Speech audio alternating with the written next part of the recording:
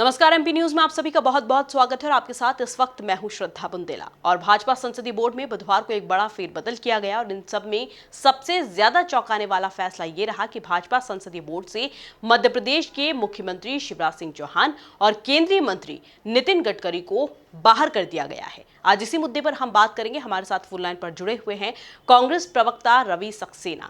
Sir, MP news में बहुत बहुत स्वागत है आपका। आज भाजपा संसदीय बोर्ड में एक बड़ा फेरबदल देखने को मिला है और सबसे चौंकाने वाला फैसला ये रहा है कि मुख्यमंत्री शिवराज सिंह चौहान को इससे बाहर कर दिया गया है, बाहर का रास्ता दिखा दिया गया है।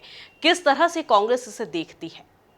नहीं, देखिए, लगातार जिस तरह से मध्य प्रदेश के नेताओं को भाजपा दरकिनार कर रही है, केंद्रीय नेतृत्व जिस तरह से उनको साइडलाइन कर रहा है, उससे ये साफ दिखता है कि शिवराज सिंह चौहान हो या कैलाश विजयवर्गीय, इससे पहले कैलाश विजयवर्गीय से भी बंगाल का प्रभार वापस लिया गया है। तो आप देखें, ये दोनों नेताओं का कद जो है वो कम किया गया है, इनके पर कतरे गए हैं और ये आने वाले भारतीय जनता पार्टी के भविष्य को मध्य प्रदेश में किस तरह से रेखांकित करेगा, ये एक बहुत बड़ा प्रश्न उठ गया है। मुझे लगता है कि शिवराज सिंह चौहान जी की जो कार्यप्रणाली है और जिस तरह से वो एक प्रधानमंत्री के पद के समकक्ष अपने आप को लगातार बढ़ाते चले जाने का असफल प्रयास कर रहे हैं, उसी परिप्रेक्ष्य में मुझे लगता है कि उनके पर कतरे गए हैं। और नितिन गडकरी जो कि अभी लगातार मोदी जी पर हमला कर रहे थे और कांग्रेस की तारीफ कर रहे थे, उससे भी मुझे लगता है कि उनको भी हटाकर इस बात के संकेत दिए गए हैं कि भारतीय जनता पार्टी का जो केंद्रीय नेतृत्व है आज का, वो किसी भी तरह से किसी भी या तो प्रतिद्वंदी को बर्दाश्त करने के मूड में नहीं है, चाहे वो कितना भी बड़ा नेता हो। शिवराज सिंह चौहान को फिर 4 बार से मुख्यमंत्री क्यों बना रहे हैं? क्यों नहीं हटाया उन्होंने? और खुद मोदी जी जो है वो 3 बार गुजरात के मुख्यमंत्री रहे हैं, 2 बार फिर प्रधानमंत्री बन गए हैं। तो वो ये फार्मूला वहां क्यों लागू नहीं किया जाता है? तो भारतीय जनता पार्टी की कथनी और करनी में बहुत फर्क है। ये अपनी सुविधा के अनुसार जो है वो फार्मूले तय करते हैं, उनको जब सुविधा होती है उसी तरह का फार्मूला बना लेते हैं। ठीक है, बहुत बहुत शुक्रिया सर हमारे साथ फोन लाइन पर जुड़ने के लिए। हम आपको बता दें कि दूसरी तरफ हमारे साथ जुड़े हुए हैं बीजेपी प्रवक्ता पंकज चतुर्वेदी। सर, बहुत बहुत स्वागत है आपका एमपी न्यूज में। संसदीय बोर्ड में एक बड़ा फेरबदल किया गया, मुख्यमंत्री शिवराज सिंह चौहान को इससे बाहर कर दिया गया है, उनको बाहर का रास्ता दिखा दिया गया है। किस तरह से बीजेपी से देखती है? दूसरा, जो कांग्रेस का सवाल यह है कि अगर बीजेपी हमेशा नए चेहरों को मौका देती है तो मुख्यमंत्री शिवराज सिंह चौहान क्यों 4 बार से मुख्यमंत्री हैं? देखिए, मुझे ऐसा लगता है कि कांग्रेस की अपनी दृष्टिकोण है।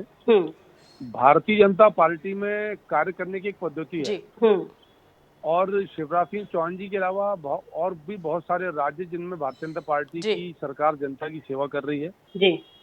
बहुत सारे मुख्यमंत्री और भी भारतीय जनता पार्टी के हैं, पर शिवराज जी को पार्टी संगठन ने उचित समझा तो उनको संसदीय बोर्ड का भाग रखा।